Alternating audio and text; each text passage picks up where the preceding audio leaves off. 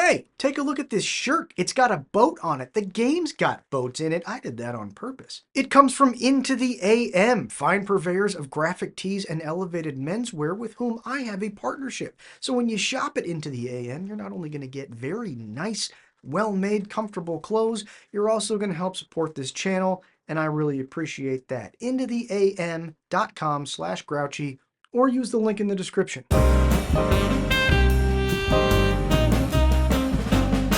The Grouchy Nerd. Alright, you antisocial weirdos, it's time to learn a game that plays at the ideal player count. 1. Conservas, designed by Scott Alms and published by Salt and Pepper Games, is a resource management bag builder, which sees you at the head of a fleet of fishing boats catching and selling fish to be turned into conservas, a kind of canned, pickled stew usually featuring seafood, which is a staple food of Spain and Portugal, and also, from what I understand, can be quite delicious if you like seafood. Which I do not. At all. Each game is played over a series of rounds, and your goal in Conservas is to meet your financial and sustainability goals. You'll need to both turn a profit and leave the sea, represented by a bag, with enough fish to sustain future fishing. Each round is split into 3 phases. The morning is spent at sea, fishing. In the afternoon, you'll bring your catch back to land and sell it at the market and use the profits to upgrade and expand your business. And in the evening, you'll pay to maintain your boats. But be careful not to build your fleet up too fast, lest you overfish the sea and leave your boats pulling up nothing but water, and also, presumably, starving the entire Iberian Peninsula.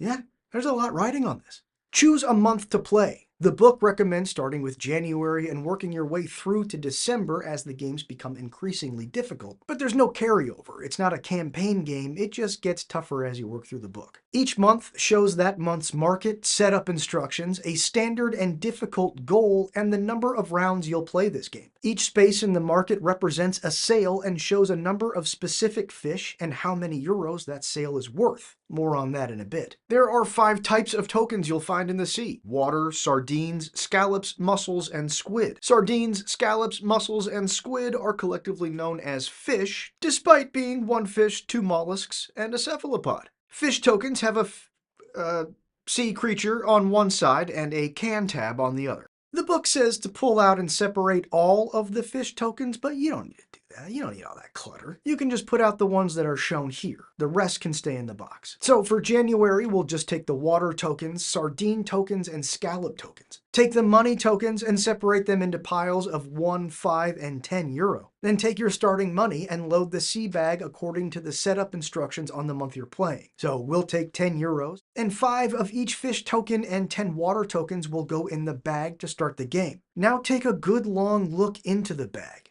Gaze into the sea. Get it all out of your system, because that's the last time you're allowed to look in that bag until the end of the game. Place the round marker on the first round space. Shuffle the boat cards. Draw 2 boats and choose one to be your starting boat and place the other on the bottom of the boat deck. Set your starting boat in front of you, then form the boat market row by setting the top 3 boats in a row, then place the remaining boats face down in a deck. Each boat has a name, a cost to buy it from the market, an upkeep cost, and the number of tokens that boat holds. Set the open water card to the left of your starting boat. Shuffle the upgrade cards. Deal 3 above the row of boats, then set the rest face down above the boat deck. Each upgrade has a name, an effect, a cost, and the phase in which that effect will take place. And don't forget your motion sickness pills and sunscreen. We're going to be out there all day. Maybe like a flask. Each turn plays thusly. The at sea phase is when you'll do all of your fishing. You'll fish once for each card in this area, your boats and the open water. To fish, draw 5 tokens from the bag and choose to assign them to one of your boats, or throw them back to the open water. All 5 tokens must go on the same card, but you are allowed to look at them before you decide which card to assign them to. When adding tokens to a boat, you must place as many tokens on the boat as the boat can hold, indicating indicated by the number in the corner. So 2 in this case. And you have to put that number of tokens on the boat. If you're concerned about taking too many fish out of the bag too quickly, you can choose to use a water token to fill that quota. The remaining tokens are going to go underneath the boat and are considered to be in the deep sea. When the tokens are placed on either your boat or the open water, draw another 5 tokens and place them on the other card. When adding tokens to the open water card, that's it. You just put them on the open water card. These tokens are also considered to be in the deep sea. In future turns, you'll continue to draw tokens 5 at a time and assign them to your boats and the open water card until each of your boats and the open water card have 5 tokens. If ever you must draw from the sea but there are no tokens remaining in the bag, you must take water tokens from the general supply to finish filling the card. If ever you deplete the supply of water tokens, you immediately lose the game, having overfished the waters, and you're probably also facing a pretty hefty class action lawsuit. You've put several businesses and entire industry out of business. I told you to be careful. Phase 2 is spent back on land. Remember, only fish tokens in a boat's hold may be sold to the market or traded for upgrades. Water tokens are just water, and no one wants to buy your nasty fish water. To sell a fish, you'll place the number of matching tokens on a space in the market, can side up, then collect the indicated number of euros from the supply. Each market has different rules stated here. They start simply enough. In January, you must fill the spaces in each row left to right. So down here on row 3, you have to sell these 2 sardines before you can sell these 2 scallops. In later games, market rules will get a bit more complex, but all markets share these basic rules. When selling fish to make conservas, you must be able to fulfill the whole order at once. That is, to fill this space, you must be able to place all 3 required scallops. When filling a space which requires more than 1 fish token, or later more than 1 type of fish, leave 1 token of your choice in the space, can side up, and place the others back to the supply. Each space in the market may only be filled once. In addition to selling fish at the market, you can also trade fish for upgrades in the upgrade row. The cost to trade for an upgrade is shown here, either 1 fish of any kind, 2 fish of the same kind, or 2 different kinds of fish. Upgrades have various beneficial effects, like letting you make more money at the market or drawing extra tokens when you fish. Each shows which phase it affects here, the at sea phase, the on land phase, or the end of day phase. This tells you if this effect is an ongoing effect, if it happens just once per round, or if it happens just once when you pick it up. When you take an upgrade, place it in your area, even if it was a one-time use upgrade, because some of the goals in later games are going to want you to have a minimum number of upgrades. Some upgrades will instruct you to place the traded fish tokens on them. Otherwise, when a fish is traded for an upgrade, return those fish to the general supply. You can also spend the land phase going boat shopping. To buy a boat, you'll need to pay the cost in euros shown here. Remember that this is the number of tokens that must go in the boat, and this is the cost to maintain that boat. So depending on how early in the game you are, buying a cheaper boat with a higher maintenance cost may end up costing you more in the long run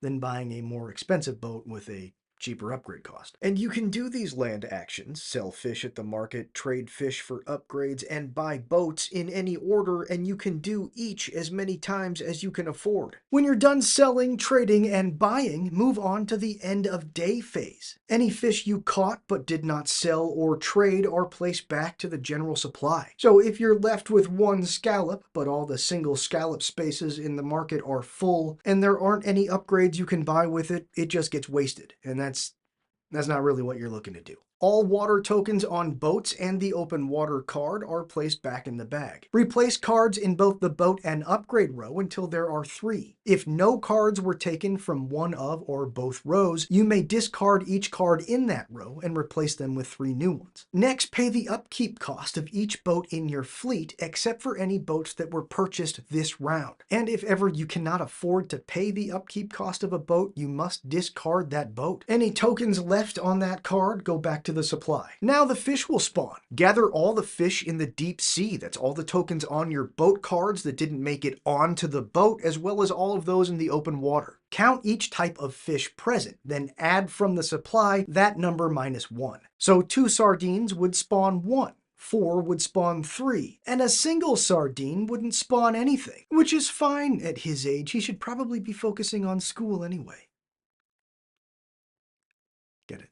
School? Because it's fish. Place all the tokens back in the bag and give it a shake. And now the challenge begins to take shape. You need to throw back enough fish that they can multiply, make little tiny fishes, and repopulate the sea while also catching enough that you're able to buy new boats and upkeep the ones that you already have. And remember, the whole time, you're not allowed to look in the bag, so you've got to estimate all of this. Last, move the turn marker one space forward. Begin again at the sea phase. Remember, you'll draw one set of 5 tokens for each card in this space, your fleet of boats plus the open water. All 5 tokens must be assigned to one card, and you must have made this assignment before you draw the next set of 5 tokens. Then on land, you'll sell fish for money or trade them for upgrades and buy new boats. At the end of the day, you'll pay the upkeep on all the boats you owned at the beginning of the day, refill the boat and upgrade rows, and spawn fish. Play continues in this way until the end of the final round. After upkeep is paid and the fish have spawned, you'll remove all of the tokens from the bag and count the number of tokens of each fish. Then check to see if you met your finance and sustainability goal. Remember, you need to meet all aspects of the goal to win. So for the standard goal in January, that means you'll need to end the game with at least 40 euro, and the bag must have contained at least 4 sardines and 4 scallops at the end of the game. For a more difficult game, you'll shoot for 60 euro and 6 of both types of fish. Some goals in later months will also require that you have a minimum number of boats or upgrades. If you've met your finance and sustainability goals, you win and can move on to the next month. Otherwise, you lose if you fail to meet any part of your goal or if you run out of water tokens from the general supply. Reset and try again. Or just play the next month. No one's gonna know. And that's how to play Conservas. Now go.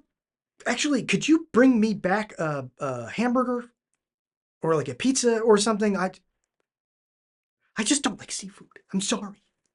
I'm sorry.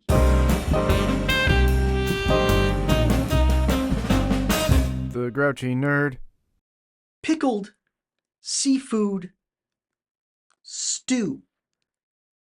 I mean, no offense to the people of Iberia, but that sounds terrible.